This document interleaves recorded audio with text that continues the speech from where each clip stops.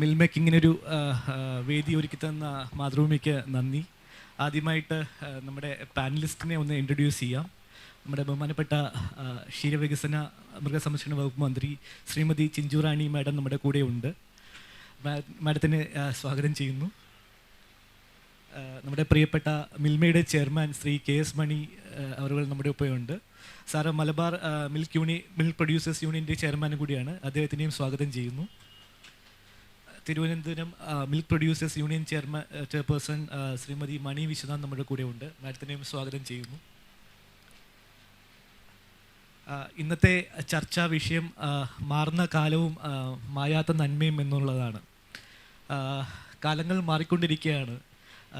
ചില വാല്യൂസും നന്മകളും മായാതെ നമ്മുടെ ഒപ്പം ഉണ്ട്. ചിലത് മാഞ്ഞു പോയിക്കൊണ്ടിരിക്കുകയാണ്.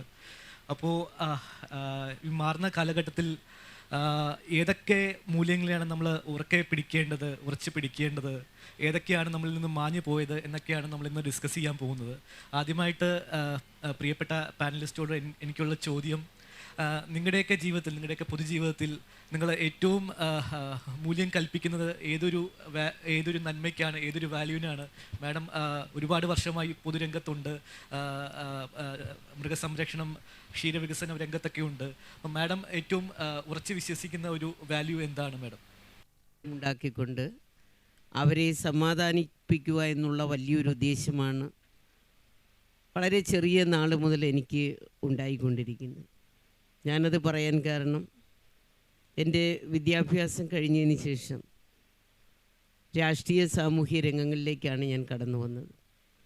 പലപ്പോഴും ഏറ്റവും അടിത്തട്ടിലുള്ള പഞ്ചായത്തിൽ നിന്ന് തുടങ്ങി, കോർപ്പറേഷനിൽ നിന്ന് തുടങ്ങി, ജില്ലാ പഞ്ചായത്തിൽ വരെ ജനപ്രതിനിധിയായി എത്തിച്ചേരുവാനും ഭരണസാരഥ്യത്തിലേക്ക് എത്തിച്ചേരുവാനും എനിക്ക് കഴിഞ്ഞിട്ടുണ്ട്. അതുകൊണ്ട് തന്നെ സാധാരണക്കാരുടെ പ്രശ്നങ്ങൾ അത് നല്ലതുപോലെ അടുത്തറിയുവാൻ എനിക്ക് കഴിഞ്ഞിട്ടുണ്ട് എന്നുള്ളതാണ്. അത് ആദ്യ കാലഘട്ടത്തിൽ തന്നെ എനിക്കത് മനസ്സിലായതാണ്.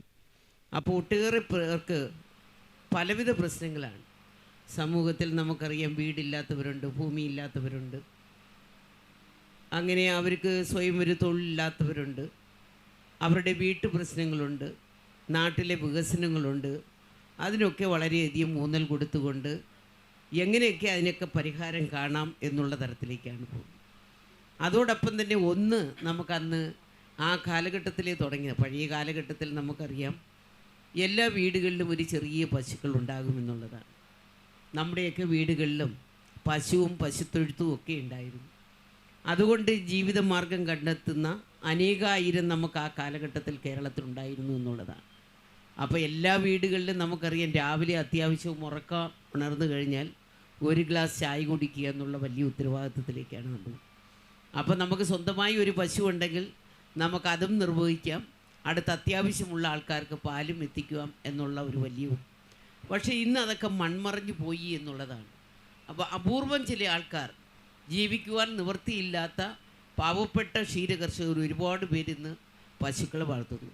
പക്ഷേ ഇന്ന് ഉന്നത കുടുംബങ്ങളെടുത്ത് നമുക്ക് പരിശോധിച്ചാൽ ഒരു കാലഘട്ടത്തിൽ കുടുംബ മഹിമ തന്നെ ചർച്ച ചെയ്യുന്നത്, വീട്ടുമുറ്റത്തൊക്കെ വന്നു കയറുമ്പോൾ ഒരു പശുത്തൊഴുത്തും ഒരു പശുവൊക്കെ ഉണ്ടെങ്കിൽ അതൊരു നല്ല കുടുംബമാണ് എന്ന് കാണുന്ന ഒരുപാട് ആൾക്കാരുണ്ടായിരുന്നു. അന്ന് ഇതൊക്കെ കണ്ട് കേട്ട് അറിയുന്നു. പക്ഷേ ഇന്ന് ആ കാലഘട്ടം മാറി എന്നുള്ളതാണ് പറഞ്ഞത്. ഇന്ന് സാധാരണക്കാരായിട്ടുള്ള ആൾക്കാർ അവരാണ് ഇന്ന് ക്ഷീരമേഖലകളിലേക്ക് കടന്നു വരുന്നത്. അത് കുറേയധികം മാറ്റങ്ങൾ നമ്മുടെ കേരളത്തിൽ സൃഷ്ടിക്കുവാൻ നമുക്ക് കഴിഞ്ഞു. അവരുടെ ജീവിതമാർഗം അവർക്ക് കണ്ടെത്തുവാൻ, അവരുടെ കുടുംബത്തിൻ്റെ പ്രാരാബ്ദങ്ങൾ അവർക്ക് മനസ്സിലാക്കുവാൻ, അവരുടെ കുഞ്ഞുങ്ങളുടെ പഠിത്തം ഇതിലൂടെ കൊണ്ടുവരുവാൻ, അങ്ങനെ വ്യത്യസ്തങ്ങളായിട്ടുള്ള ധാരാളം കാര്യങ്ങൾ അതിലൂടെ കൊണ്ടുവരാൻ നമുക്ക് സാധിച്ചിട്ടുണ്ട്.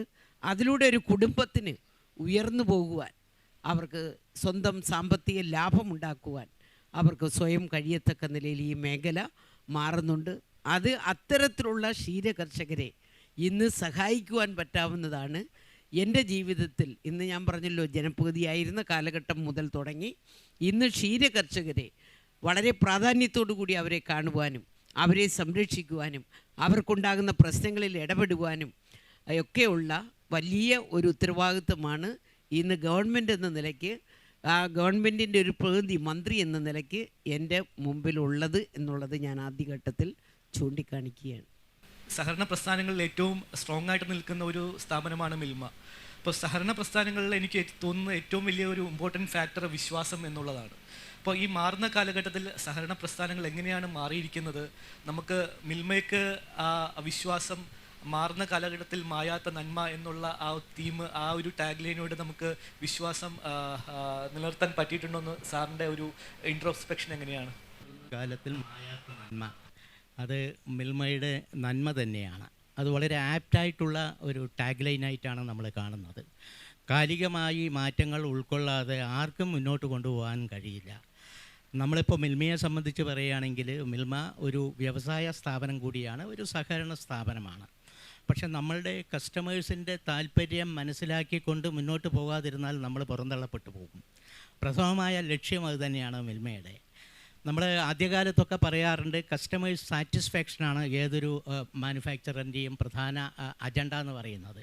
അതൊക്കെ മാറി കസ്റ്റമേഴ്സ് സാറ്റിസ്ഫാക്ഷനൊക്കെ പോയി ഇപ്പോൾ കസ്റ്റമേഴ്സ് ഡിലൈറ്റ് എന്നുള്ള നിലയിലാണ് വരുന്നത്. ആ തരത്തിലേക്ക് നമ്മൾ മാറിക്കൊണ്ട് വരണം എന്നുള്ളതാണ് പ്രധാനപ്പെട്ടൊരു വിഷയം. ഇപ്പോൾ നേരത്തെ നമ്മൾ ബഹുമാനപ്പെട്ട മന്ത്രിയോട് ചോദിച്ച പോലെ ഏകദേശം 50 വർഷക്കാലത്തിലധികമായി പൊതുപ്രവർത്തന രംഗത്ത് നിൽക്കുന്ന ഒരു വ്യക്തി, എൻ്റെ വിദ്യാഭ്യാസം കഴിഞ്ഞ് ഏകദേശം 50-55 കൊല്ലത്തോളമായി പൊതുപ്രവർത്തനത്തിൽ നിൽക്കുന്ന വ്യക്തി എന്നുള്ള നിലയിൽ ഡോക്ടർ വർഗീസ് കുര്യൻ നമ്മളെല്ലാം ആരാധിക്കുന്ന അദ്ദേഹവുമായിട്ടുള്ള വ്യക്തിബന്ധത്തിൻ്റെ അടിസ്ഥാനത്തിലാണ് 37 കൊല്ലം മുമ്പ് പാലക്കാട് ജില്ലയിൽ ആദ്യമായി മിൽമ ഒരു പ്രാഥമിക ക്ഷീരസംഘം രൂപീകരിക്കുന്ന സമയത്ത് ആ സംഘ രൂപീകരണവുമായിട്ട് മുന്നോട്ട് വന്നിട്ടുള്ളത്. അടിസ്ഥാനപരമായി ഇപ്പോൾ ഇവിടെ സൂചിപ്പിച്ച പോലെ ഞാനൊരു പ്രൊഫഷണലാണ്, ഞാനൊരു ബിസിനസ്സുകാരനാണ്. പിന്നെ സാമൂഹ്യ പ്രവർത്തനത്തിൽ റോട്ടറിയുടെ ഉന്നത തലങ്ങളിലൊക്കെ പ്രവർത്തിച്ച് പരിചയമുള്ളവരാണ്, അന്താരാഷ്ട്ര തലത്തിലും അതുപോലെ തന്നെ ദേശീയ തലത്തിലും നമ്മളെ പ്രാദേശിക തലത്തിലും. അതുകൂടാതെ മാനേജ്മെൻറ്റ് തലത്തിലും വിവിധങ്ങളായിട്ടുള്ള പദവികൾ വഹിച്ചൊരു വ്യക്തിയാണ്. പാലക്കാട് മാനേജ്മെൻറ്റ് അസോസിയേഷൻ്റെ സിൽവർ ജൂബിലി പ്രസിഡൻ്റായിരുന്നു. അത് കഴിഞ്ഞ് ദേശീയ മാനേജ്മെൻറ്റ് അസോസിയേഷൻ്റെ, ഓൾ ഇന്ത്യ മാനേജ്മെൻറ്റ് അസോസിയേഷൻ്റെ നാഷണൽ കൗൺസിലിൽ 2 കൊല്ലം മെമ്പറായിരുന്നു. അത് കഴിഞ്ഞ് നമ്മൾ ബിസിനസ്സിൻ്റെ കാര്യമായിട്ട് ഞാൻ കയറ്റുമതി, യന്ത്രസാമഗ്രികൾ കയറ്റുമതി ഒക്കെ ചെയ്യുന്നൊരു സ്ഥാപനമാണ്. അതിൻ്റെ ഭാഗമായിട്ട് നിരവധി തവണ കയറ്റുമതിക്ക് ദേശീയ പുരസ്കാരങ്ങളും സൗത്ത് ഇന്ത്യൻ പുരസ്കാരങ്ങളും കിട്ടി. പിന്നീട് ദക്ഷിണേന്ത്യയിലെ എഞ്ചിനീയറിംഗ് എക്സ്പോർട്ട് പ്രൊമോഷൻ കൗൺസിൽ എന്ന സ്ഥാപനത്തിൻ്റെ ചെയർമാനായിട്ട് 2 കൊല്ലക്കാലം തുടരുമ്പോഴാണ് മിൽമയിലേക്ക് തിരഞ്ഞെടുപ്പ് നടക്കുകയും മലബാർ മേഖലാ യൂണിയൻ്റെ ചെയർമാനാവുകയും പിന്നീട് ഇവിടെ ഫെഡറേഷൻ്റെ ചെയർമാൻ കൂടെ പദവി വഹിക്കാനായിട്ട് ആവശ്യപ്പെട്ട പ്രകാരം നിൽക്കുന്നത്. അപ്പോൾ എൻ്റെ മുമ്പിലുള്ളൊരു പ്രധാനപ്പെട്ട ഒരു കാര്യം എന്ന് വെച്ചാൽ ഞാൻ ഈ വഹിച്ച എഞ്ചിനീയറിംഗ് എക്സ്പോർട്ട് പ്രൊമോഷൻ കൗൺസിൽ ദക്ഷിണേന്ത്യയിലെ ചെയർമാൻ എന്നുള്ള നിലയിൽ 6 സംസ്ഥാനങ്ങളുടെ 1 കൊല്ലം ദക്ഷിണേന്ത്യയിൽ നിന്നും കയറ്റുമതി ചെയ്യുന്നത് $27 ബില്യൺ എൻ്റെ 6 സംസ്ഥാനങ്ങളിൽ നിന്ന് മാത്രം. ഏകദേശം കണക്കാക്കിയാൽ 2.25 ലക്ഷം കോടി രൂപ ഒരു കൊല്ലം കയറ്റുമതി ചെയ്യുന്നത്. ആ സ്ഥാപനത്തിൻ്റെ ചെയർമാൻ എന്നുള്ള സ്ഥാപനം വഹിക്കുമ്പോഴാണ് 2 കൊല്ലക്കാലത്തേക്ക് കൂടെ ബൈലോ പ്രകാരം എൻ്റെ കാലാവധി നീട്ടാമെങ്കിലും മിൽമയുടെ ഉത്തരവാദിത്വം ഏറ്റെടുത്തപ്പോൾ അത് ഞാൻ ഒഴിവാക്കി നമ്മൾ മിൽമയുടെ ചെയർമാൻ എന്നുള്ള നിലയ്ക്ക് വരാനുള്ള കാര്യം. അപ്പോൾ ഇത്രയധികം വിപുലമായ ഒരു സ്ഥാനത്ത് നിന്ന് മിൽമയുടെ സ്ഥാനത്ത് വരാനുള്ള കാരണത്തിന് പ്രധാനം ഇപ്പോൾ ബഹുമാനപ്പെട്ട മന്ത്രി പറഞ്ഞത് തന്നെയാണ്.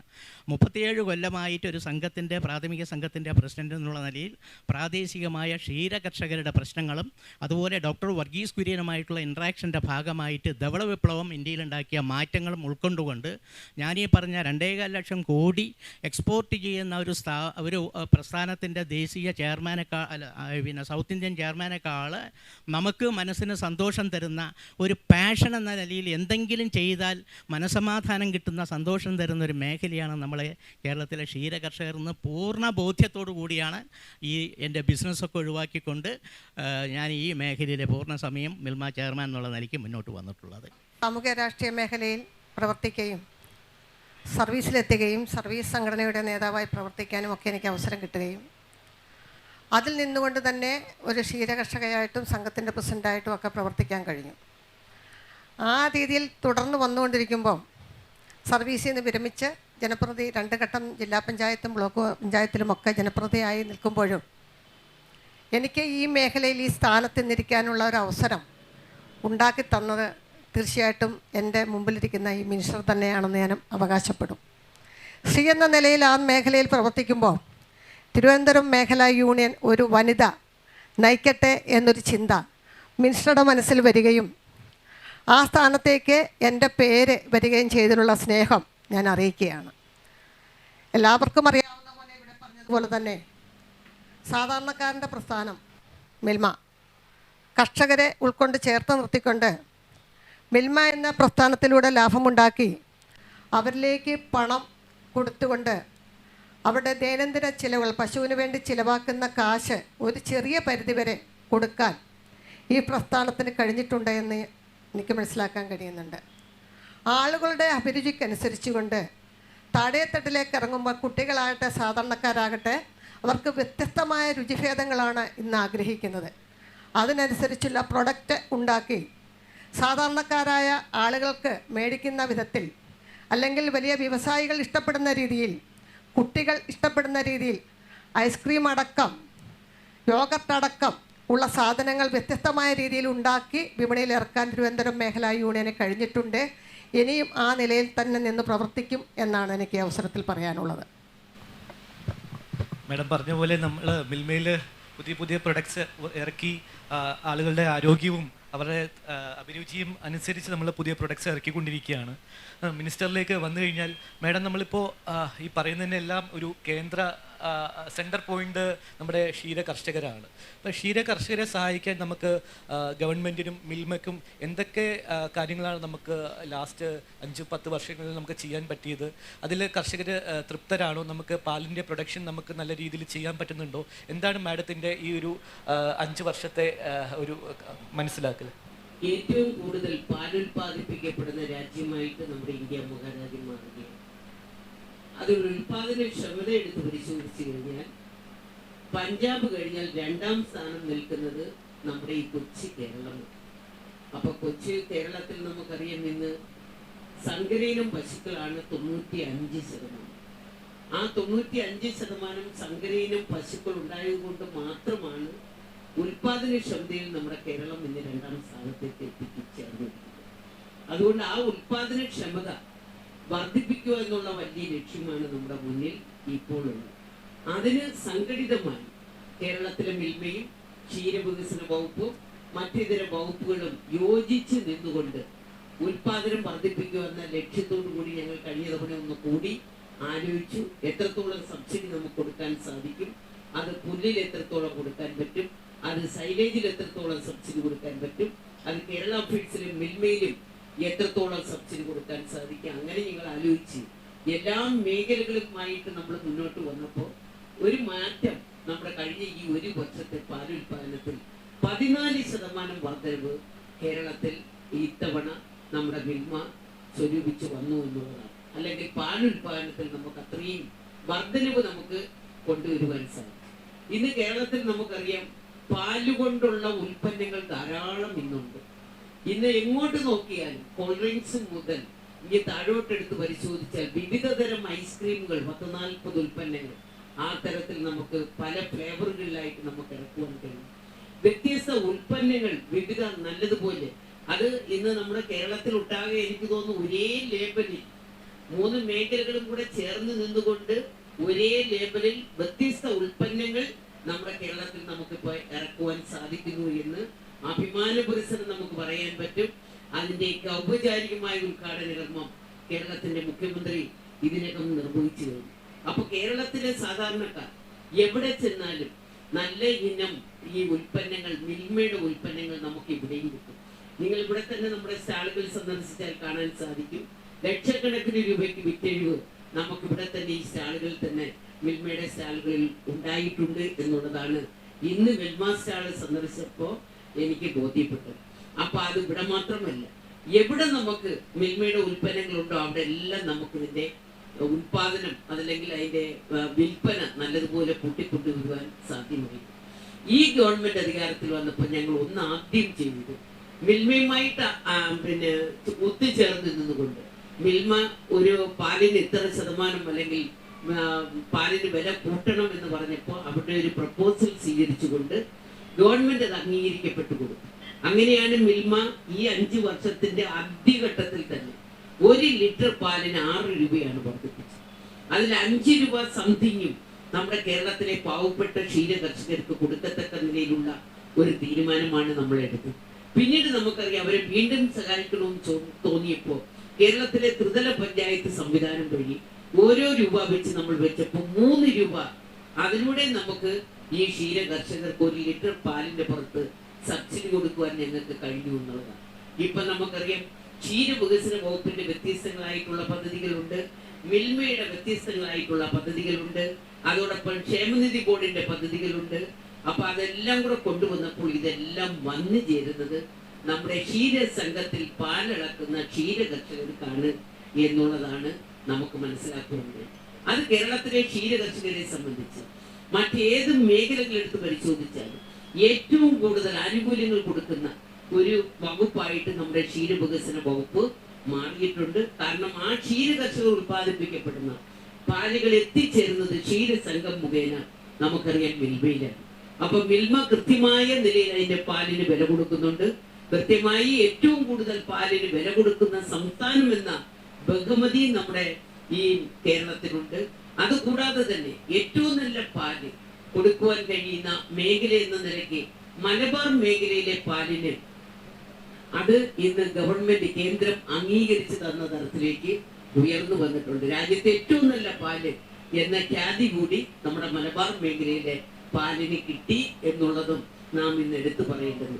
അതുകൊണ്ട് ക്ഷീര കർഷകർക്ക് ഇന്ന് ഞങ്ങൾ മാത്രമല്ല, ഞങ്ങളിപ്പോ ഈ സംവിധാനം മുഴുവൻ അവരെ സഹായിക്കുമ്പോൾ ത്രിതല പഞ്ചായത്ത് നമ്മൾ ഗവൺമെന്റ് ക്ഷീരവികസന വകുപ്പ് കൊടുക്കുന്ന സഹായത്തേക്കാൾ എത്രയോ ഇരട്ടി സഹായം നമ്മുടെ ത്രിതല പഞ്ചായത്ത് സംവിധാനം വഴി തൊഴുത്ത് നിർമ്മിക്കുവാൻ പാലിന് സബ്സിഡി വ്യത്യസ്തങ്ങളായിട്ടുള്ള പദ്ധതികൾ അവരും കൊടുക്കുന്നുണ്ട് എന്നുള്ളത് യാഥാർത്ഥ്യമാണ്.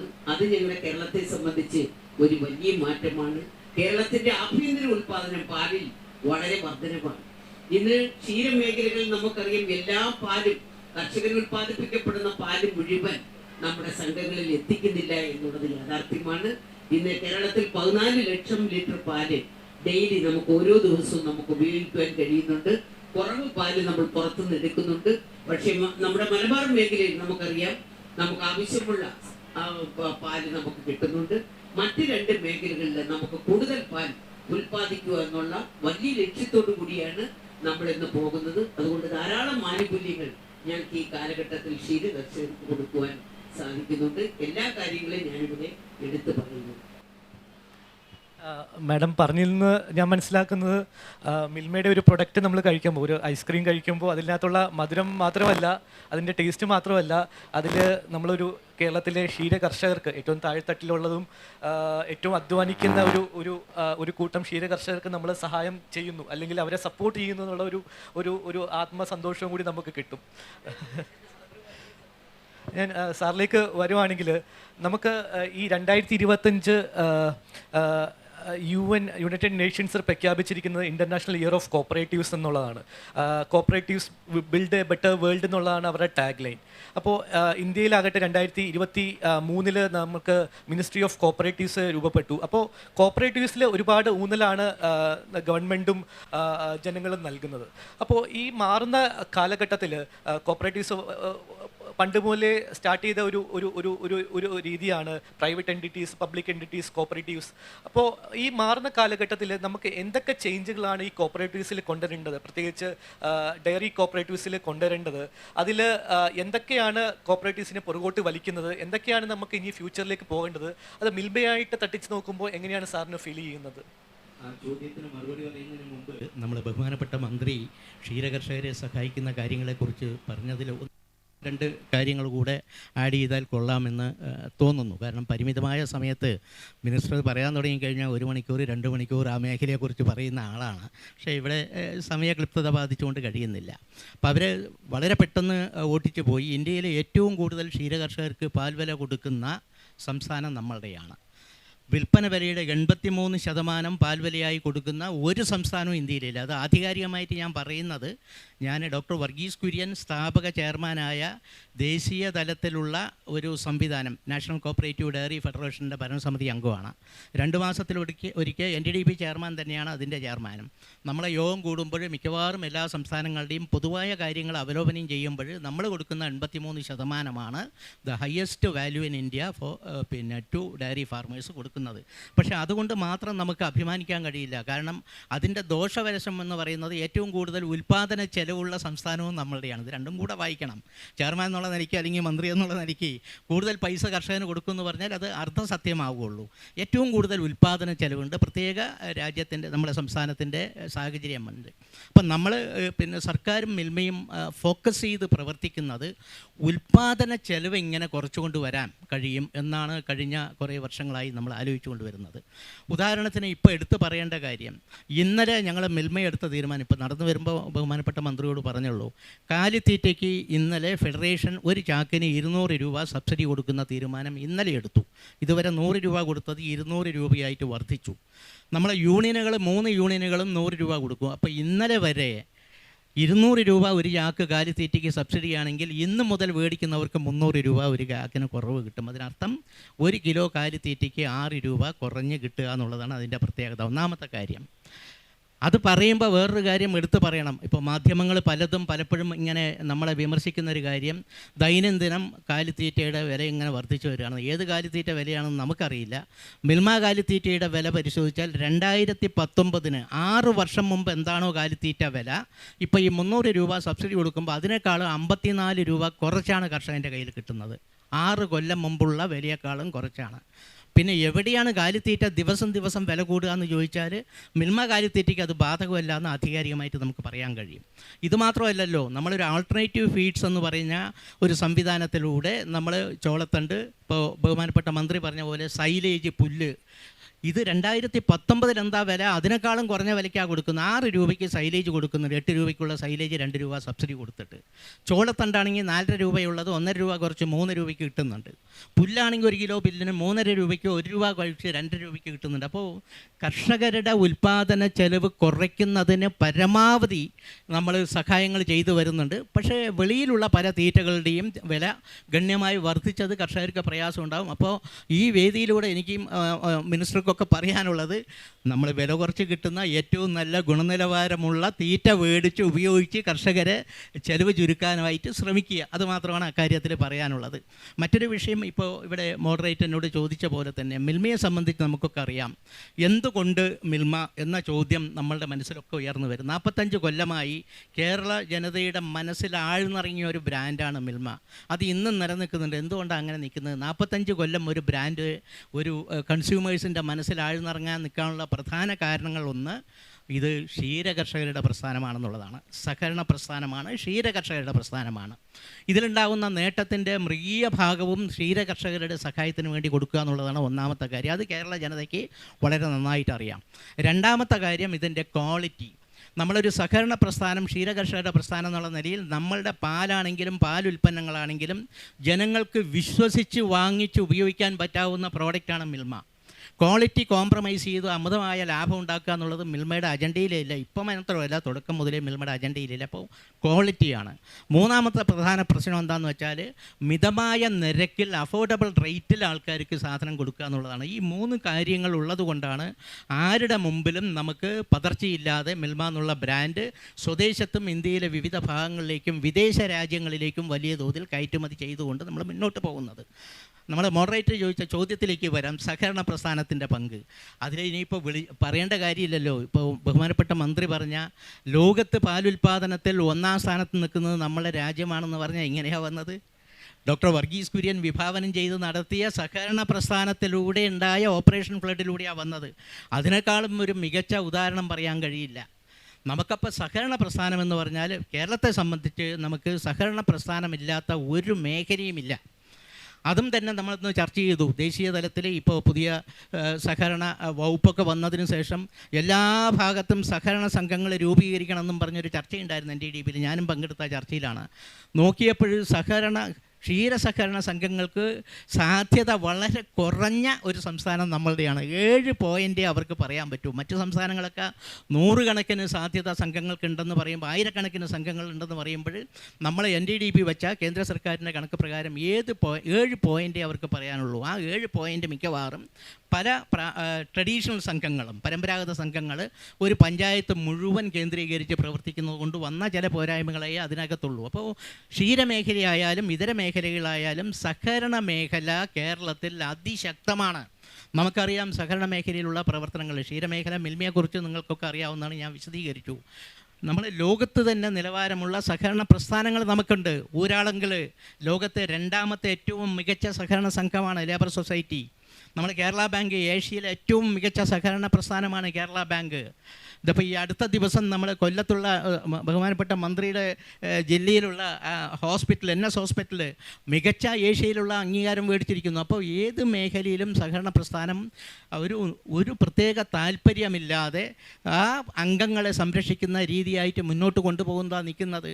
നമ്മൾ നോക്കൂ, ബഹുമാനപ്പെട്ട മന്ത്രി അത് സൂചിപ്പിച്ചില്ല, കഴിഞ്ഞ സാമ്പത്തിക വർഷം നമുക്ക് മിൽമയ്ക്ക് കിട്ടിയ ലാഭത്തിൻ്റെ 92% എന്ന് വെച്ചാൽ ഏകദേശം 250, ഏകദേശമല്ല കൃത്യമായിട്ട് 254 കോടി രൂപ, 79 ലക്ഷം രൂപ ഇതിൻ്റെ അംഗങ്ങളായ കർഷകർക്കാണ് അധിക പാലുവലിയായും കൊടുത്തത്.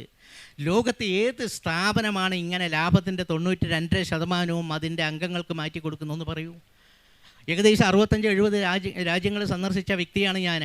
മിക്കവാറും ഇന്നും ഈ മേഖലയിലെ വിഷയങ്ങൾ പഠിക്കാൻ ശ്രമിക്കുന്ന ഒരു വ്യക്തിയാണ്.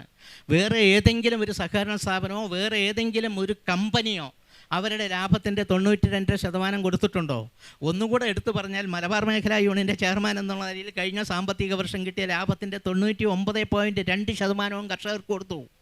102 കോടി രൂപയാണ് കൊടുത്തത്. അപ്പോൾ ഇതിൻ്റെ പ്രത്യേകത സഹകരണ പ്രസ്ഥാനമായതുകൊണ്ട് തന്നെയാണ് അതിലെ അംഗങ്ങളെ സംരക്ഷിച്ച് എല്ലാവരും ഒരുമിച്ച് വളർന്ന് മുന്നോട്ട് പോകുന്നതിന് ശ്രമിക്കുന്നത്.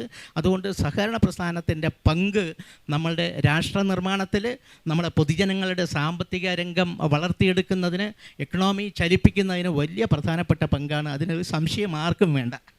മിൽമയും നൽകുന്നു എങ്കിലും അതൊന്നും ഒട്ടും കൂടുതലല്ല എന്നാണ് എനിക്ക് താഴെത്തട്ടിലെ കർഷകരുമായി ബന്ധപ്പെടുമ്പോൾ മനസ്സിലാക്കാൻ കഴിയുന്നത്. അവരുടെ പാൽ ഉൽപ്പാദനത്തിന് വളരെ ചെലവ് കൂടി വരുന്ന ഒരു കാലഘട്ടമാണ്. മിൽമയെ കൊണ്ട് കഴിയാവുന്നതും ക്ഷീരവികസന വകുപ്പിനെ കൊണ്ട് കഴിയാവുന്നതും എല്ലാം തന്നെ നല്ല രീതിയിൽ ചെയ്യുന്നുണ്ടെങ്കിലും അവർക്ക് ലാഭത്തിലേക്ക് എത്തിപ്പെടാൻ കഴിയുന്നില്ല എന്നൊരു സത്യം നിലനിൽക്കുകയാണ്. ഇവിടെ ഇപ്പോൾ കാലിത്തീറ്റയ്ക്ക് നമ്മൾ വില വീണ്ടും കുറച്ചു, 200 രൂപ കുറച്ച് കൊടുത്തുകൊണ്ടിരിക്കുന്നതാണെങ്കിലും 100 രൂപയുടെ കുറച്ചു എങ്കിൽ പോലും അവരുടെ ദൈനംദിന ഒരു ദിവസത്തെ കൂലി, ഒരു ആളിന്ന് ജോലിക്ക് പോയാൽ 1000 രൂപ കിട്ടും. അപ്പോൾ ഒരു 3 പശുവിനെ വളർത്തുന്ന ഒരു കർഷകന് ഒരു ദിവസത്തെ അവരുടെ കൂലിയും കാലിത്തീറ്റയിൽ നിന്ന് ഉള്ള ചിലവുകളും ഒക്കെ വെച്ച് നോക്കുമ്പോൾ അത് വളരെ പരിമിതമാണ്. എങ്കിലും ചില കുടുംബങ്ങളെങ്കിലും ഈ മേഖലയിൽ നിന്നുകൊണ്ട് മക്കളെ പഠിപ്പിച്ച് ഡോക്ടർമാരും എഞ്ചിനീയർമാരും ഒക്കെ ആക്കുകയും മക്കളെ വിവാഹം കഴിപ്പിച്ച് വിടുകയും വിദ്യാഭ്യാസങ്ങൾ നല്ല രീതിയിൽ നടത്താൻ കഴിഞ്ഞിട്ടുമുണ്ടെന്നുള്ളത് സത്യം നിലനിൽക്കുകയാണ്. എന്നാലും ഇച്ചിരി കൂടി അവരെ സഹായിക്കേണ്ടതായിട്ടുണ്ട് എന്നാണ് എനിക്ക് മനസ്സിലാക്കാൻ കഴിയുന്നത്. നമുക്ക് ഇപ്പോൾ ടോപ്പിക്ക് പറയുമ്പോൾ മാറുന്ന കാലം എന്നുള്ളതാണല്ലോ. പക്ഷേ ഒരു കാര്യം, അതായത് ഗുണമേന്മ, ആ ക്വാളിറ്റി, ആ ഫുഡിൻ്റെ ക്വാളിറ്റി ഒരിക്കലും മാറാൻ നിൽക്കേണ്ട ഒരു കാര്യമാണ്. അപ്പോൾ അത് നമുക്ക് കാത്തു സൂക്ഷിക്കാൻ നമ്മുടെ കേരള സംസ്ഥാനത്ത് ഡയറി ഡിപ്പാർട്ട്മെന്റ് എന്തൊക്കെ നടപടികളാണ് ചെയ്യുന്നത്, മിൽമയുമായിട്ട് ചേർന്ന് എന്തൊക്കെ സ്റ്റെപ്സാണ് എടുക്കുന്നതെന്ന് ഒന്ന് പറയാം. പാലിന്റെ ഗുണമേന്മയെ നിലനിർത്താൻ വേണ്ടി. പാലിന്റെ ഗുണമേന്മ പ്രത്യേകിച്ച് മിൽമയെ സംബന്ധിച്ച് നമുക്കറിയാം. കർഷകരിൽ നിന്ന് എടുത്ത് സംഘത്തിൽ വരുമ്പോൾ തന്നെ അതിൻ്റെ ഗുണമേന്മ എത്രത്തോളമുണ്ട്, പാലിന് എത്രത്തോളം കട്ടിയുണ്ട്, അതിൻ്റെ SNF എത്രയുണ്ട്, ഇതെല്ലാം പരിശോധിച്ചിട്ടാണ് കർഷകന് പാലിന് വില കൊടുക്കുന്നത്, കർഷകൻ്റെ പാല് മിൽമയിലേക്കും പോകുന്നത് എന്നുള്ളതാണ് ആദ്യം എടുത്ത് പറയേണ്ടത്. പക്ഷേ നമുക്കറിയാം ഇന്ന് പലപ്പോഴും പുറത്തു നിന്ന് പാല് കേരളത്തിലേക്ക് വരുന്നുണ്ട്. ആ പാല് നമ്മൾ കൃത്യതയോടുകൂടി നമ്മുടെ അതിർത്തിയിൽ പരിശോധിക്കപ്പെടുന്നുണ്ട്. പക്ഷെ പരിശോധിക്കപ്പെടുമ്പോഴും നമുക്കറിയാം അത് ആരോഗ്യ വകുപ്പിൻ്റെ ഭക്ഷ്യസുരക്ഷാ വിങ്ങാണ് അത് പരിശോധിക്കുന്നത്.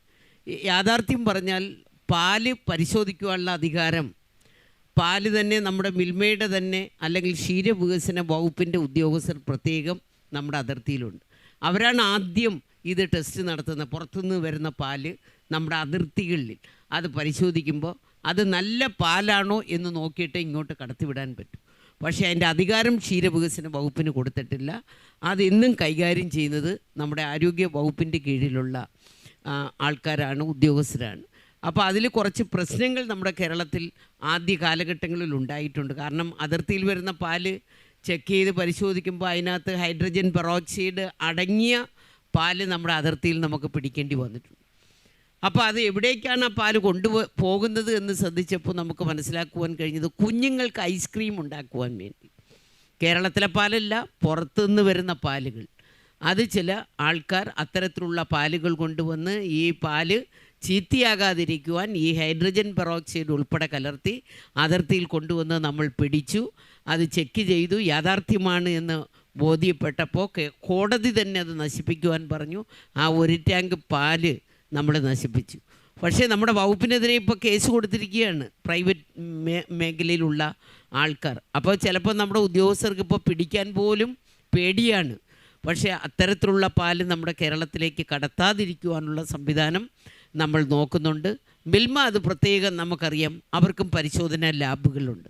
അതിൽ പരിശോധിച്ചിട്ട് മാത്രമാണ് ഇത് നമ്മൾ മറ്റ് ഇതര കാര്യങ്ങൾക്ക് ഉൽപ്പന്നങ്ങൾ ഉണ്ടാക്കുവാൻ വേണ്ടി നമ്മൾ മാറ്റുന്നത്. അപ്പോൾ നല്ല പാലാണ്. കേരളത്തിലെ പാലെന്ന് പറയുമ്പോൾ നമുക്കറിയാം പശുവിൻ പാലാണ്. എന്നാൽ കേരളത്തിന് പുറത്തു നിന്ന് വരുന്ന പാല് പശുവിൻ പാലാണോ എന്ന് ഉറപ്പിച്ച് പറയാൻ പറ്റത്തില്ല. ഞാൻ പല സംസ്ഥാനങ്ങളിലും പോവും, ഇപ്പോൾ ആന്ധ്രയിൽ പോവും, ഗുജറാത്തിൽ പോവും, മറ്റിതര കർണാടകയിൽ പോവും. പക്ഷേ അവിടെ എല്ലാം പശുവിൻ പാലാണോ എന്ന് ചോദിച്ചാൽ അവിടെ ഏറ്റവും കൂടുതൽ എരുമകളാണ്. എരുമപ്പാലിന് നല്ല കട്ടിയാണ്. അപ്പോൾ ആ കട്ടിയുള്ള പാല് കൊണ്ട് ചായ ഇടാൻ ആൾക്കാർക്കും ഭയങ്കര കാര്യമാണ്. അപ്പോൾ ആ തരത്തിലേക്കുള്ള ഒരു പ്രശ്നവും നമുക്കുണ്ട്. അതുകൊണ്ട് കേരളത്തിലെ ആൾക്കാർ മിൽമ പാല് തന്നെ കുടിക്കണം, കുഞ്ഞുങ്ങൾക്ക് മിൽമ പാല് തന്നെ കൊടുക്കണം എന്ന് ആഗ്രഹിക്കുന്ന ആൾക്കാരാണ്. അതുകൊണ്ട് പരമാവധി നമുക്ക് കേരളത്തിൽ ഉൽപ്പാദനം കൂട്ടി ഇത് പരമാവധി ആൾക്കാർക്കിലെ എത്തുവാനുള്ള പരിശ്രമമാണ് കേരളത്തിൽ നമ്മൾ നടത്തിക്കൊണ്ടിരിക്കുന്നത്.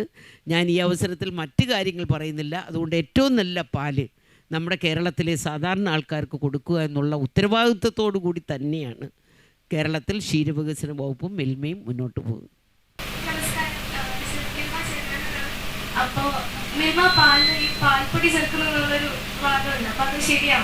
കേരളത്തിൽ ഉൽപ്പാദിപ്പിക്കുന്ന പാലിന് FSSAI ആക്ട് പ്രകാരം 8.5 SNF-ഉം 3 ഫാറ്റും മിനിമം വേണമെന്ന് നിയമമാണ്.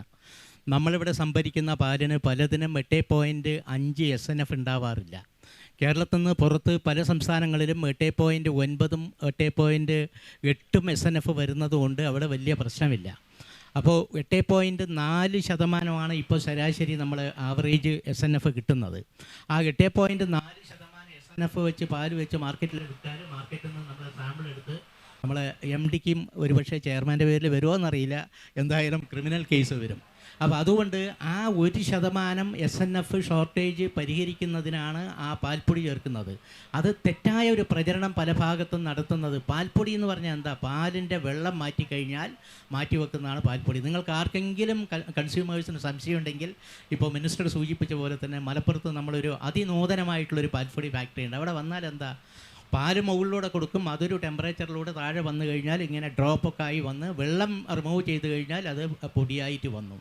ഇത് നമുക്ക് പ്രിസർവ് ചെയ്യാൻ പാലായിട്ട് വെക്കാൻ പറ്റാത്തതുകൊണ്ടാണ് പാൽപ്പൊടിയാക്കി വെക്കുന്നത്. അതുകൊണ്ട് 1% അല്ലെങ്കിൽ 1.5% അത് സ്റ്റാൻഡർഡൈസ് ചെയ്യാനായിട്ട് പാൽപ്പൊടി ചേർക്കുന്നുണ്ട്. അതിൽ തർക്കമൊന്നുമില്ല. പക്ഷേ അതുകൊണ്ട് ദോഷമാണെന്ന് ചിന്തിക്കുന്ന പല ആൾക്കാരുണ്ട്. അതൊരു തെറ്റിദ്ധാരണയാണ്. പക്ഷേ അത് പരിഹരിക്കുന്നതിന് നമ്മൾ നിരന്തരം റെപ്രസെൻറ്റേഷൻ കൊടുത്ത് ഇപ്പോൾ FSSAI ആക്ടിൽ ഒരു ഭേദഗതി വന്നിട്ടുണ്ട്. പശുവിൻ പാലായി കൊടുക്കുകയാണെങ്കിൽ 8.3% SNF മതി. ഇപ്പോൾ നമ്മൾ പശുവിൻ പാലായിട്ട് കൊടുക്കുന്നുണ്ട്, അപ്പോൾ പാൽപ്പൊടി വേണ്ട. ഇനി ആർക്കെങ്കിലും അങ്ങനെ മനസ്സിലൊന്നുണ്ട് ഈ പാൽപ്പൊടി കൂടെ ഇതിനൊരു ചെറിയൊരു അംശം ഉണ്ടെന്നുണ്ടെങ്കിൽ പശുവും പാലിൻ്റെ പാല് കിട്ടുന്നുണ്ട് 8.3%, പാൽപ്പൊടിയും ചേർക്കുന്നില്ല, 3% ഫാറ്റിലും കിട്ടുന്ന പാലുണ്ട്. അപ്പോൾ അത് വസ്തുതയാണ്. വസ്തുത നമ്മൾ നിരാകരിക്കുന്നില്ല. ഒരു വിധത്തിലും ദോഷമില്ലാതെ എന്നാലും നമ്മളെ കോമ്പറ്റീറ്റേഴ്സും നമുക്കെതിരെ പ്രചരണം നടത്തുന്നതിന് ഉപയോഗിക്കുന്ന ഒരു മാർഗ്ഗമാണ്. മിൽമ പാൽ എന്തിനാണ് വേറെ കമ്പനീസിൻ്റെ പാലിനേക്കാളും കട്ടി കുറവ്? കട്ടി കുറവെന്നാണ് ചോദിച്ചത്. അതെ അതെ, അത് മോൻ ചോദിച്ചത് നന്നായി. നമുക്കറിയേണ്ടത് മിൽമയ്ക്ക് 6ഓളം വെറൈറ്റി പാലുണ്ട്. ഏറ്റവും മിനിമം ടോണ്ട് മിൽക്ക് എന്ന് പറയുന്നത് 3 ഫാറ്റും 8.5 SNF എന്നും പറഞ്ഞു. കൗ മിൽക്കാണെങ്കിൽ 8.3 കിട്ടിയാൽ മതി. 3 ഫാറ്റും നമ്മൾ പറഞ്ഞിരുന്നു. നമുക്ക് ആർക്കെങ്കിലും പ്രത്യേകമായി ഫാറ്റ്, കൊഴുപ്പ് എന്ന് പറയുന്ന കൂടുതൽ വേണമെന്നുണ്ടെങ്കിൽ അതിന് പറ്റാവുന്ന വിവിധ തരം പാല് മിൽമയ്ക്കുണ്ട്. മിൽമ റിച്ച് എന്ന് പറയുന്നതിന് വലിയ തോതിൽ ഫാറ്റ് ഉള്ളതുണ്ട്. അപ്പം നമ്മൾ പാല് മേടിക്കുമ്പോൾ കുറേ കൂടെ ഫാറ്റ് കൂടുതൽ വേണമെന്ന് പറയുകയാണെങ്കിൽ, കൊഴുപ്പ് കൂടുതലുള്ളതാണെങ്കിൽ അതിനുള്ള പാല് മാർക്കറ്റിലുണ്ട്. പക്ഷേ നമ്മൾ 3 വില കുറവുള്ള 52 രൂപയുള്ള അല്ലെങ്കിൽ ഹോമജ റേഞ്ചിൽ പാല് വാങ്ങിച്ചിട്ട് 58 രൂപ അല്ലെങ്കിൽ 56 രൂപയുള്ള പാലിൻ്റെ കൊഴുപ്പ് കിട്ടണമെന്ന് പറഞ്ഞാൽ സ്വാഭാവികമായിട്ടും കഴിയില്ല. അതിനുള്ള സെലക്ഷനുള്ള സാധ്യതയുണ്ട്. മോൻ ചോദിച്ചത് നല്ലതാണ്. ഇനി പാല് മേടിക്കുമ്പോൾ കൊഴുപ്പ് കൂടിയ പാല് വേണമെന്ന് പറഞ്ഞ് മേടിച്ചാൽ അത് പാല് മിൽമയുടെ തന്നെ കിട്ടും. ഇതിനോട് ചേർന്ന് ഞാനൊരു ക്വസ്റ്റ്യൻ തിരുവനന്തപുരം ചെയർമാനോടൊന്ന് ചോദിക്കുക. നമുക്ക് മിൽമക്ക് 6 വെറൈറ്റി പാലുകളുണ്ട്. ടോണ്ട് മിൽക്ക് ഉണ്ട്, റിച്ച് മിൽക്ക് ഉണ്ട്. പക്ഷേ ഇതൊന്നും ജനങ്ങൾക്ക് അറിയില്ല. ജനങ്ങൾക്ക് പാല് കോമ്പറ്റീറ്റർ ബ്രാൻഡ്സിനാണെങ്കിലും ഒറ്റ ലെവലിലുള്ള പാല് മാത്രമേ ഉണ്ടാവുള്ളൂ. അപ്പോൾ മിൽമക്ക് ഈ 6 ടൈപ്പുള്ള പാല് നമ്മൾ എന്തിനാണ് ഈ 6 ടൈപ്പിൽ നമ്മൾ ഉൽപ്പാദിപ്പിക്കുന്നത് എന്തിനാണ്? അത് കൺസ്യൂമേഴ്സിൻ്റെ ഇടയ്ക്ക് കൺഫ്യൂഷൻ ഉണ്ടാക്കുന്നുണ്ടോ? ഇപ്പോൾ ചെറിയ മോൻ പറഞ്ഞതുപോലെ അവർക്ക് കൺഫ്യൂഷൻ ഉണ്ടാക്കുന്നുണ്ടോ? വെറൈറ്റി പാലുകൾ ഉണ്ട് എന്നുള്ളത് സത്യം തന്നെയാണ്. പല രീതിയിലുള്ള ജനങ്ങളാണ് സമൂഹത്തിലുള്ളത്. ചില പഴയ ആളുകൾക്കെന്ന് പറയുമ്പം ചായ ഇട്ടാൽ ഗ്ലാസ്സിൽ ഇങ്ങനെ കുലുക്കി നോക്കും, അത് പറ്റുന്നുണ്ടോ, ചായ നന്നായിട്ട് പറ്റിയിരിക്കുന്നുണ്ടോ. അപ്പോൾ അവർക്കത് കട്ടിയുള്ള ചായ ആയിട്ട് വേണ്ടതായിട്ടുണ്ട്. അങ്ങനെ അങ്ങനെയുള്ള പാല്, കട്ടി കൂടിയ പാലുണ്ട്, കട്ടി കുറഞ്ഞ പാലുണ്ട്. അങ്ങനെ പല സൈസിൽ, അതായത് കൊളസ്ട്രോൾ പോലുള്ള അസുഖമുള്ളവർക്ക് വേണ്ടി ഉപയോഗിക്കാവുന്ന പാലുകൾ, അങ്ങനെ വ്യത്യസ്തമായ രീതിയിൽ നമ്മൾ പാൽ ഇറക്കുന്നുണ്ട്. കൂടാതെ കുപ്പിപ്പാലിൻ്റെ കാര്യം പറയണം. അതുപോലെ തന്നെ ഇപ്പം ജനങ്ങളുടെ ആഗ്രഹം, അത് ഒരുപാട് വിപണിയിൽ ഇറങ്ങിയപ്പം അവരുടെ ആഗ്രഹം മാനിച്ചുകൊണ്ട് ഞങ്ങൾ നേരിട്ട് പശുവിൻ പാൽ കുപ്പിയിലാക്കി വിപണിയിൽ എത്തിക്കുന്നുണ്ട്. ഒരുപാട് പേര് പറഞ്ഞു, ഒരുപാട് പാലുകൾ കുപ്പിയിൽ ഇറങ്ങുന്നുണ്ടല്ലോ, എന്തുകൊണ്ട് മിൽമ അതിന് ശ്രമിക്കുന്നില്ല എന്ന് കുറേ കാലങ്ങളായിട്ട് പറയുന്നതിൻ്റെ അടിസ്ഥാനത്തിൽ ഞങ്ങൾ നേരിട്ട് സംഘങ്ങളിൽ നിന്നും നിലവാരമുള്ള പാലെടുത്തുകൊണ്ട് BMCCകളിൽ എത്തിച്ച്, അത് പ്ലാന്റിലെത്തിച്ച് നേരിട്ട് ഗുണവും മണവും രുചിയും നിലനിർത്തിക്കൊണ്ട് കുപ്പിയിലാക്കി വിപണിയിൽ ഇറക്കുന്നുണ്ട്. അതാണ് മിൽമയുടെ കുപ്പിപ്പാൽ. അതിന് വളരെ സ്വീകാര്യതയാണ്, എല്ലാവർക്കും ഇഷ്ടമാണ്. കാരണം അത് ഹാൻഡിൽ ചെയ്യാൻ വളരെ സൗകര്യമാണ്. ഇപ്പോൾ ഒരു വീട്ടിൽ ചെറിയ അണുകുടുംബമാണ്, ഒരു കവർ പാല് വേണ്ട, 1/2 ലിറ്റർ പാലും മതി, അല്ലെങ്കിൽ 1 ഗ്ലാസ് പാലും മതി, എങ്കിൽ അവർ പാലെടുത്തതിന് ശേഷം കവറൊക്കെ കെട്ടിവെക്കുകയൊക്കെ വെക്കേണ്ട അവസ്ഥയുണ്ട്. കുപ്പിപ്പാലാവുമ്പോൾ നമുക്കൊരു ഗ്ലാസ് പാലെടുത്തതിന് ശേഷം ബാക്കിയുള്ള പാല് കുപ്പിയിൽ അടച്ച് തന്നെ സൂക്ഷിക്കാൻ കഴിയുന്നുണ്ട്. അതിന് വളരെ സ്വീകാര്യത നിലവിലുണ്ട്. അത് സന്തോഷം. എല്ലാവരും മേടിച്ചത് ഉപയോഗിക്കണമെന്നാണ് എനിക്ക് പറയാനുള്ളത്. മാഡം ഇത്ര വർഷമായിട്ട് പൊതുപ്രവർത്തകയാണ്, MLA ആണ്, മിനിസ്റ്ററാണ്, ഗവൺമെന്റിലെ ഏറ്റവും ടോപ്പ് ലെവലിൽ വർക്ക് ചെയ്തിട്ടുള്ള മാഡത്തിന്റെ അനുഭവത്തിൽ ഇപ്പോൾ കുട്ടികളാണ് ഇപ്പോൾ ക്വസ്റ്റ്യൻസ് ചോദിക്കുന്നത്, ഇത്ര ആൾക്കാരുണ്ടായിട്ട് കുട്ടികളാണ് ക്വസ്റ്റ്യൻസ് ചോദിക്കുന്നത്. ഇപ്പോൾ ജെൻസിയുടെ കാലഘട്ടമാണ്. അപ്പോൾ അവരുടെ ഒരു മനോഭാവം ഇപ്പോൾ പഴയതൊക്കെ പഴയതാണ്,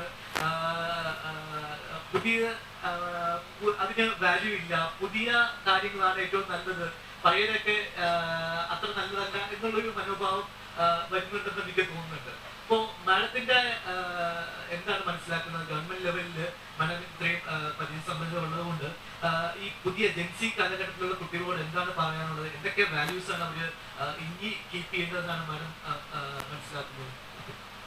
പാല് കൊണ്ടുള്ള ചായയോ കാപ്പിയോ ഒന്നും അവർ കുടിക്കുന്നില്ല. വീടുകളിലുള്ള നമ്മുടെ മക്കളൊന്നും ഇപ്പോൾ ആ തരത്തിലേക്ക് പോകുന്നില്ല.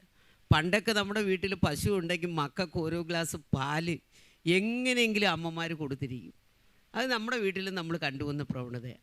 ഇന്ന് നമ്മുടെ വീട്ടിലെ മക്കൾ ആരും, പ്രത്യേകിച്ചും ഈ വളർന്നു വരുന്ന പുതിയ തലമുറയിലെ കുഞ്ഞുങ്ങൾ, അവർക്ക് ചായ വേണ്ട, കാപ്പി വേണ്ട, അവർക്ക് വേറെ ചില കാര്യങ്ങളിലേക്ക് ഒക്കെങ്കിലും ഒരു ജ്യൂസോ അതല്ലെന്നുണ്ടെങ്കിൽ മറ്റേതെങ്കിലും സംവിധാനത്തിലോ ഒക്കെ പോകാനാണ് അവർ കൂടുതൽ ഉദ്ദേശിക്കുന്നത്. ഞങ്ങളിപ്പം കൂടുതൽ ആ പ്രവണത ഞാൻ ഒരുപാടടുത്ത് ഇപ്പോൾ കാണുന്നുണ്ട്.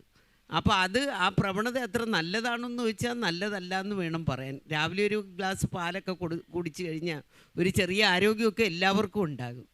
അപ്പോൾ ആ ആരോഗ്യം, അതുകൊണ്ടാണ് നമ്മളിപ്പോൾ സ്കൂളിൽ കുഞ്ഞുങ്ങൾക്ക് പാലും മുട്ടയും നമ്മൾ ആഴ്ചയിൽ ഒരിക്കൽ നിർബന്ധപൂർവ്വം നമ്മുടെ കുഞ്ഞുങ്ങൾക്ക് കൊടുക്കുന്നു. ഒരുപക്ഷെ എല്ലാ കുഞ്ഞുങ്ങൾക്കും പാൽ കുടിക്കാനുള്ള സൗകര്യവും സംവിധാനവും നമ്മുടെ കേരളത്തിലില്ല. പക്ഷേ അത്തരത്തിലുള്ള കുഞ്ഞുങ്ങൾക്കും ഇതെല്ലാം കഴിക്കാനുള്ള സംവിധാനങ്ങൾ ഇന്ന് ഗവൺമെൻറ് സ്കൂളുകളിൽ ഉൾപ്പെടെയുള്ള എയ്ഡഡ് മേഖലയിലെ സ്കൂളുകളിൽ, നമ്മുടെ അംഗൻവാടികളിൽ, ഇവിടെയൊക്കെ നമ്മളിപ്പം നടപ്പിലാക്കുന്നുണ്ട്. അത് കൂടുതലും അവിടെ എത്തിക്കുന്നത് മിൽമയുടെ പാലുകളാണ് എന്നുള്ളതാണ് യാഥാർത്ഥ്യം. അതുകൊണ്ട് ഞാൻ മറ്റ് കാര്യങ്ങളിലേക്ക് കടക്കുന്നില്ല. നമ്മുടെ മേഖല ഇതായതുകൊണ്ട് അതിൽ മാത്രം ഞാൻ നിൽക്കുക.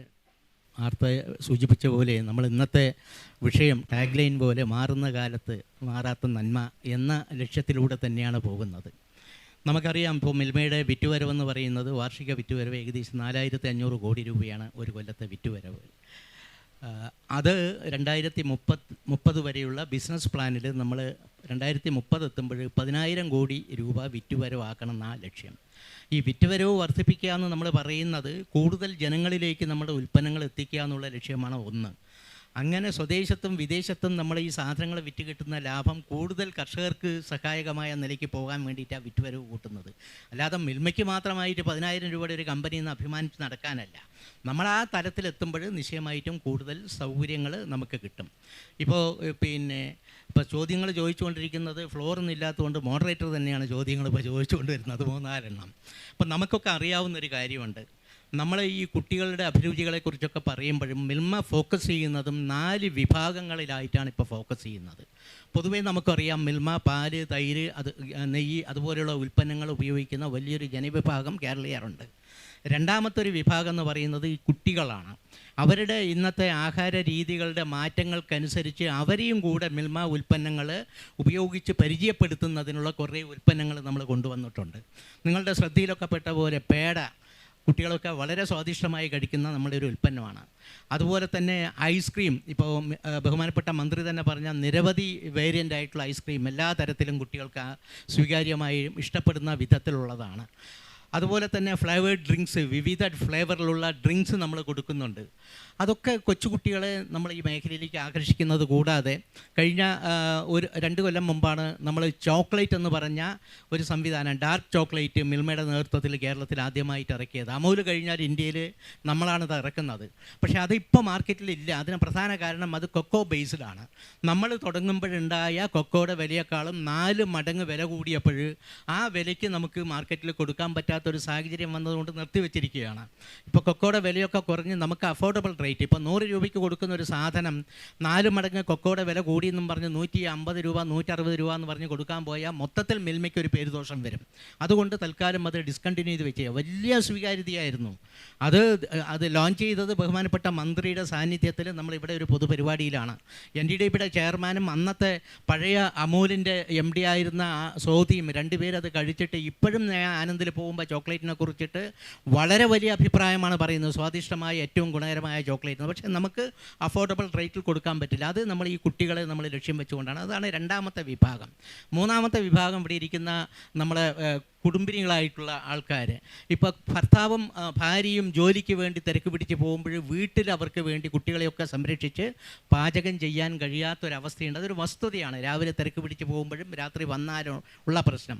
അപ്പോൾ അത്തരം ആൾക്കാർക്ക് റെഡി ടു യൂസ് നമ്മളൊരു 5-6 പ്രോഡക്റ്റ് നമ്മൾ ഇറക്കിയിട്ടുണ്ട്. നിങ്ങളുടെ ശ്രദ്ധയിൽ അറിയുമെന്നറിയില്ല. ഈ ഒരു അവസരം കിട്ടിയതുകൊണ്ട് നമ്മളൊരു മാർക്കറ്റിംഗ് കൂടെ അതിൻ്റെ ഭാഗമായിട്ട് നടത്താനാണ് ഉദ്ദേശിക്കുന്നത്. വെജിറ്റബിൾ ബിരിയാണി ഉണ്ട്. വെറും 2 മിനിറ്റ് കൊണ്ട് മിൽമയുടെ നെയ്യും കൂടെ ചേർത്ത് ചൂടാക്കി കഴിക്കാൻ പറ്റും. 2 മിനിറ്റ് കൊണ്ട് vegetable biryani. Ready to use paneer butter മസാലയുണ്ട്. ഒന്നും ചെയ്യേണ്ട, കട്ട് ചെയ്തിട്ട് നമുക്ക് കറിയായിട്ട് ഉപയോഗിക്കാൻ പറ്റും. പാലട പായസം 1 കൊല്ലം വരെ കേടുവരാതെ പാക്കറ്റ് വെച്ച് കഴിഞ്ഞാൽ കഴിക്കാൻ പറ്റാവുന്ന പാലട പായസം നമ്മൾ ഇറക്കിയിട്ടുണ്ട്. അതുപോലെ തന്നെ നമ്മളിപ്പോൾ ഈ അടുത്ത കാലത്ത് റാണി യൂണിയൻ ഇറക്കിയ ബ്രെഡ്, അതുപോലെ കേക്ക് നല്ല രീതിയിൽ വിറ്റുപോകുന്ന സാധനങ്ങളുണ്ട്. അതെ, ഇടിയപ്പം നമ്മൾ ഇറക്കിയിട്ടുണ്ട്. അത് 6 മാസമാണ് അതിൻ്റെ കാലാവധി. ഉപ്മാവിൻ്റെ ഇടിയപ്പം 1 കൊല്ലമാണ് കാലാവധി. ഇടിയപ്പം 4 പാക്കറ്റും ഉപ്മാവ് 2 പാക്കറ്റും വെച്ചാൽ വീട്ടിൽ പിന്നെ ഭക്ഷണത്തിന് വേണ്ടി മറ്റൊന്നും നമ്മൾ ശ്രദ്ധിക്കേണ്ട കാര്യമില്ല. ഇതുകൂടാതെ നമ്മൾ ഉപയോഗിക്കുന്ന മറ്റു ചില കാര്യങ്ങളുണ്ട്. നമ്മുടെ സഹോദര സ്ഥാപനം ഇറക്കുന്ന ഗീ ചപ്പാത്തി വലിയ തോതിലാണ് പോകുന്നത്, വലിയ സ്വീകാര്യത. മലബാറിലാണ് ഏറ്റവും കൂടുതൽ പോകുന്നത്, ഇപ്പോൾ മറ്റു ഇതിൽ ഭാഗത്ത് വരുന്നുണ്ട്. അതുകൂടാതെ പൊറോട്ട നമ്മൾ അതുപോലെ ബട്ടർ പൊറോട്ട ഇറക്കിയിട്ടുണ്ട്, വലിയ സ്വീകാര്യതയാണ്. അതുപോലെ ഇതിപ്പോൾ നമ്മൾ പണിപ്പുരയിലുള്ള ഒരു സാധനം ബട്ടൂര, നമ്മൾ കേരളത്തിലെ ആൾക്കാർക്ക് അത്ര പരിചയമല്ലെങ്കിലും ബട്ടൂര, അതിൻ്റെ സാമ്പിൾ കൊണ്ടുവന്നു. ഞാൻ വീട്ടിൽ കഴിച്ചു നോക്കിയപ്പോൾ അസാമാന്യ സ്വാദിഷ്ടമുണ്ട്. അത് ഉപയോഗിക്കുമ്പോൾ ഒരു കാര്യം ചെയ്യാം, മിൽമയുടെ തന്നെ സഹോദര സ്ഥാപനത്തിൻ്റെ വെളിച്ചെണ്ണയുണ്ട്. ആ വെളിച്ചെണ്ണയും നമ്മൾ ഇട്ട് കഴിഞ്ഞാലുള്ള സ്വാദിഷ്ടം വളരെ കൂടുതലായിരുന്നു. അങ്ങനെ റെഡി ടു യൂസ് ഒരുപാട് സാധനങ്ങൾ നമ്മൾ ഉണ്ട്. കേരളത്തിൻ്റെ തനിമയുള്ള കേരള പ്രോഡക്റ്റ് ആയിട്ടുള്ള കോക്കനട്ട് വാട്ടർ നമുക്കിവിടെ അവൈലബിൾ ആണ്. ഇത് നമുക്ക് എല്ലാവർക്കും കസ്റ്റമേഴ്സിൻ്റെ ഡിലൈറ്റിനനുസരിച്ച് എല്ലാ വിഭാഗം കസ്റ്റമറെ കൊടുക്കുന്നത് കൂടാതെ നാലാമത്തെ ഒരു വിഭാഗം ആരാണ്? ഞാനടക്കം ഇവിടെയുള്ളതിൽ ഞാൻ മാത്രമേ ഉള്ളതെന്ന് തോന്നുന്നു. മധുരങ്ങളൊക്കെ കണ്ടുകൊണ്ടിരിക്കാം, പക്ഷേ തൊട്ടാൻ പറ്റില്ല. കാരണം എന്താ, അത്രയ്ക്ക് ക്രോണിക് ഡയബറ്റിക്കാണ്, ഇൻസുലിൻ എടുക്കുകയാണ്. അവർക്ക് കഴിക്കാൻ പറ്റാവുന്ന വിധത്തിൽ ഷുഗർ ഫ്രീ നമ്മൾ ഐസ്ക്രീം കൊടുക്കുന്നുണ്ട്. യോഗട്ട് എന്നുള്ളൊരു സംവിധാനം ലോകത്ത് എവിടെ പോയാലും നമ്മൾ ബ്രേക്ക്ഫാസ്റ്റും ഡിന്നറും ലഞ്ചിനും അതിൻ്റെ ഒരു ഭാഗമാണ്. പക്ഷേ 5-6 കൊല്ലങ്ങളായിട്ട് മിൽമ വിവിധ ഫ്ലേവറിലുള്ള യോഗട്ട് വന്നിട്ട് നല്ല രീതിയിലാണ് പോകുന്നത്. പനീർ നല്ല രീതിയിൽ ഇറക്കിയിട്ടുണ്ട്. നമ്മൾ ബഹുമാനപ്പെട്ട മന്ത്രി തന്നെ പനീർ കൃത്യമായിട്ട് പലർക്കും വേണമെന്ന് പറഞ്ഞ് മേടിച്ചുകൊണ്ട് കൊടുക്കുന്നുണ്ട്. മാത്രമല്ല വിദേശ വിപണിയിൽ 10-20 കൊല്ലത്തിലധികമായിട്ട് നെയ്യ് മാത്രമാണ് മലബാർ മേഖലാ യൂണിയനിൽ കൊടുത്തുകൊണ്ടിരുന്നാൽ 18ഓളം മിൽമ പ്രോഡക്റ്റുകൾ കഴിഞ്ഞ ഓണക്കാലത്ത് നമുക്ക് എടുക്കുന്നതിന് വേണ്ടിയിട്ട് പോയിട്ടുണ്ട്. ഇപ്പം നമ്മൾ ഡയറി വൈറ്റ്നർ അതുപോലെ പാൽപ്പൊടി കയറ്റി അയക്കുന്ന ഷിപ്മെൻറ്റ് നടന്നു കഴിഞ്ഞു. അതുകൂടാതെ തന്നെ പനീർ ഫസ്റ്റ് ലോട്ട് നമ്മൾ വിദേശത്ത് കയറ്റി അയച്ചു കഴിഞ്ഞു. രണ്ടാമത്തെ ഓർഡർ ഇപ്പോൾ 700 കിലോയുടെ ഓർഡർ വീണ്ടും കിട്ടിയിട്ടുണ്ട്. അത് കഴിഞ്ഞാൽ ഐസ്ക്രീം വിദേശത്തേക്ക് അയക്കുന്നതിനെ കുറിച്ചിട്ടുള്ള ആലോചന നടക്കുക. അതിനെല്ലാം കോൾഡ് ചെയിൻ സിസ്റ്റം വേണ്ടതുകൊണ്ട് നടക്കുന്നുണ്ട്. വിദേശത്തുള്ള അതും സ്വദേശത്തുള്ളതുമായിട്ടുള്ള ഇപ്പോഴുള്ള മോഡേൺ ട്രേഡിലൂടെ നമ്മുടെ എല്ലാ സാധനങ്ങളും എത്തിക്കുക എന്നുള്ള ലക്ഷ്യത്തിലൂടെ നമ്മൾ പോയിട്ടുണ്ട്. നിങ്ങൾക്കറിയാം, ലുലുവിൽ പോയാലും അതുപോലെ തന്നെ മറ്റ് നെസ്റ്റോയിൽ പോയാലും കല്യാണിൽ പോയാലും എവിടെ പോയാലും മിൽമയുടെ പ്രോഡക്റ്റിൻ്റെ പ്രസൻസ് ഇപ്പോൾ നിങ്ങൾക്ക് കാണാൻ കഴിയും. കുറേ കൂടെ വിപുലമായ രീതിയിൽ കൊണ്ടുപോകണം. ഇതുകൂടാതെ പുതിയ തലമുറയുടെ ഇപ്പോഴത്തെ പർച്ചേസ് ഹാബിറ്റ് എന്താ? എല്ലാം വീട്ടുമുറ്റത്തെത്തണം, ഡോറ് തുറന്ന് സാധനം മേടിക്കുന്ന തരത്തിലേക്ക് എത്തണം. അപ്പോൾ ഈ ക്വിക്ക് കോമേഴ്സ് വലിയ പ്രധാനപ്പെട്ട ഒരു കാര്യമാണ്. ആ ക്വിക്ക് കോമേഴ്സിൽ നമ്മൾ ലിസ്റ്റ് ചെയ്ത് ഇൻസ്റ്റാമാർട്ടിലൂടെ നമ്മളെ കിട്ടും. അതുപോലെ തന്നെ ആദ്യം തന്നെ നമ്മൾ പിന്നെ ആമസോണിലും ഫ്ലിപ്കാർട്ടിലും നമ്മുടെ പ്രോഡക്റ്റൊക്കെ ലിസ്റ്റ് ചെയ്തിട്ട് ആർക്ക് ഓർഡർ ചെയ്താലും കിട്ടും. ഇപ്പോൾ ഈ ക്വിക്ക് കോമേഴ്സിലൂടെ ഇൻസ്റ്റാമാർട്ടിലുണ്ട്, ബിഗ് ബിയിലുണ്ട്. അതുപോലെ ഈ ക്വിക്ക് കോമേഴ്സിലുള്ള എല്ലാറ്റിലും നമുക്ക് കിട്ടും, ഈ പ്രോഡക്റ്റ് കിട്ടും. അപ്പോൾ ഇന്നത്തെ ആവശ്യം കസ്റ്റമേഴ്സിൻ്റെ ആവശ്യത്തിനനുസരിച്ച് സപ്ലൈ ചെയിൻ മാനേജ്മെൻറ്റിൽ നമുക്ക് കുറേ പോരായ്മയുണ്ട് ഞങ്ങൾ മനസ്സിലാക്കുന്നു. ആവശ്യക്കാർക്ക് ആവശ്യാനുസരണം സാധനങ്ങൾ കിട്ടാത്ത പ്രശ്നങ്ങളുണ്ട്. അതൊക്കെ പയ്യെ പരിഹരിച്ചുകൊണ്ട് നമുക്ക് നമ്മളെ ലക്ഷ്യമെന്ന് പറയുന്നത് ആവശ്യക്കാർക്ക് എവിടെയാണെങ്കിലും നമ്മളെ മിൽമ പ്രോഡക്റ്റ് കൊടുക്കുക എന്നുള്ള ലക്ഷ്യത്തിലേക്കാണ് നമ്മൾ പോകുന്നത്. വിദൂരമല്ലാത്ത ഭാവിയിൽ ആ ലക്ഷ്യം സാക്ഷാത്കരിക്കാൻ നമ്മളെല്ലാവരുടെയും എല്ലാവരും പറഞ്ഞാൽ ഞങ്ങൾ മാത്രമല്ല, എൻ്റെ മുമ്പിലിരിക്കുന്ന നിങ്ങളുടെ കൺസ്യൂമർ ബേസിലുള്ള എല്ലാവരുടെയും കൂട്ടായ്മയിൽ കഴിയും. അങ്ങനെ നമ്മൾ കേരളത്തിലെ ക്ഷീരകർഷകരെ കൂടുതൽ പുരോഗതിയിലേക്ക് നയിക്കാൻ നിങ്ങളും ഒരു കൈത്താങ്ങ് നൽകുന്നുള്ള വിശ്വാസത്തോടു കൂടിയാണ് മുന്നോട്ട് പോകുന്നത്. വളരെ കേമമായ നിലയിൽ തന്നെയാണ് ഇന്ന് ദിവസങ്ങളെടുത്തുകൊണ്ട് ഇവിടെ ഇത് സംഘടിപ്പിക്കപ്പെട്ടു. വ്യത്യസ്ത വിഭാഗങ്ങളിൽ നിന്നും ഉള്ള ആൾക്കാർ പങ്കെടുക്കുന്ന വിവിധ തല ചർച്ചകൾ ഉൾപ്പെടെ സംഘടിപ്പിക്കുകയാണ്. അതിലൊരു ചർച്ചയാണ് നമ്മുടെ മിൽമയുമായി ബന്ധപ്പെട്ട് കണികണ്ടുണരുന്ന നന്മ എന്ന പേരിൽ ഇത്തരത്തിലൊരു പരിപാടി സംഘടിപ്പിച്ചു. നമുക്കറിയാം, ഇന്ന് സമൂഹത്തിൽ ഒരുപാട് പേർക്ക് ഒരുപാട് സംശയങ്ങളൊക്കെ നിലനിൽക്കുന്ന ഒരു കാലഘട്ടമാണ്. ഇന്ന് ഇവിടെ ഇരിക്കുന്നവർക്ക് തൽക്കാലം കുറച്ച് മിൽമ ഇറക്കുന്ന പ്രോഡക്ട്സുകളെക്കുറിച്ച്, മിൽമ നമ്മുടെ വകുപ്പ് നടപ്പിലാക്കുന്ന കാര്യങ്ങളെക്കുറിച്ച് കുറേയധികം കാര്യങ്ങൾ ഞങ്ങൾക്ക് മനസ്സിലായിട്ടുണ്ട്. പക്ഷേ ഞങ്ങൾക്കും ഇതൊരു സന്തോഷം തരുന്നൊരു കാര്യമാണ്. കാരണം കേരളത്തിലെ ക്ഷീരകർഷകരുടെ പ്രശ്നങ്ങൾ അതൊക്കെ പരമാവധി പരിഹരിക്കുവാനുള്ള പരിശ്രമവും അവർക്ക് സബ്സിഡി കൊടുക്കുവാനും അവരെ സമൂഹത്തിൽ നിലനിർത്തുവാനും പാലുൽപാദനത്തിൽ സ്വയം പര്യാപ്തത കൈവരിക്കുക എന്ന വലിയ ലക്ഷ്യത്തോടു കൂടി തന്നെയാണ് നമ്മുടെ പോകുന്നത്. അപ്പോൾ ആ ലക്ഷ്യം ഞങ്ങൾ ഏതാണ്ട് അടുത്തെത്തിയിരിക്കുകയാണ്. ഞങ്ങൾ കേരളത്തിൻ്റെ ആഭ്യന്തര ഉൽപ്പാദനത്തെ സംബന്ധിച്ചിട്ടുള്ള ഒരു വലിയ കണക്ക് ഇപ്പോൾ ഇവിടെ എടുത്തുകൊണ്ടിരിക്കുകയാണ്. അതും കൂടെ പുറത്തു വരുമ്പോൾ പാൽ എത്രത്തോളം കേരളത്തിൽ നമ്മുടെ ക്ഷീരകർഷകരും നമ്മുടെ ഫാമുകളും ഉൽപ്പാദിപ്പിക്കുന്നു എന്നുള്ള കൃത്യമായ കണക്ക് ഞങ്ങളുടെ കയ്യിൽ വരാൻ പോവുകയാണ്. തീർച്ചയായിട്ടും നമ്മുടെ കുട്ടികൾക്കുൾപ്പെടെയുള്ള എല്ലാവർക്കും സുഭിക്ഷമായി അവർക്ക് കഴിക്കുവാൻ പറ്റാവുന്ന, അവർക്ക് ഇഷ്ടപ്പെട്ട ആഹാരങ്ങൾ മേടിച്ച് കഴിക്കുവാൻ, പ്രത്യേകിച്ചും പാലുകൊണ്ട് നിർമ്മിക്കുന്ന ഉൽപ്പന്നങ്ങളും ഐസ്ക്രീമും നമ്മുടെ കുഞ്ഞുങ്ങൾക്കുൾപ്പെടെ ഇഷ്ടപ്പെടുന്ന എല്ലാ വിഭവങ്ങളും നമുക്ക് ഒരുമിച്ചിറക്കുവാൻ കഴിയുന്ന ഒരു പ്രസ്ഥാനമായിട്ട് കേരളത്തിലെ മിൽമ മാറിയിട്ടുണ്ട്. ആ മിൽമയാണ് നമ്മളിന്ന് ഇത്തരത്തിലൊരു പരിപാടിയുമായി ബന്ധപ്പെട്ട് അതിൻ്റെ വകുപ്പ് മന്ത്രി ഉൾപ്പെടെ അതിൻ്റെ മിൽമയുടെ ചെയർമാനും അതിൻ്റെ MDയും നമ്മുടെ മേഖലാ ചെയർമാനും ഉൾപ്പെടെ പങ്കെടുക്കുന്ന ഈ പരിപാടി ഇവിടെ സംഘടിപ്പിക്കുവാൻ കഴിഞ്ഞത്. ഇത് നല്ലതുപോലെ കേട്ട നമ്മുടെ പ്രിയപ്പെട്ട ശ്രോതാക്കൾക്ക്, അല്ലെങ്കിൽ ഇവിടെ ഇരിക്കുന്ന പ്രിയപ്പെട്ട സഹോദരങ്ങൾക്ക് എല്ലാവർക്കും ഈ അവസരത്തിൽ ഒരു ആശംസ നേർന്നുകൊണ്ട് ഞാൻ നിർത്തുന്നു. നന്ദി, നമസ്കാരം.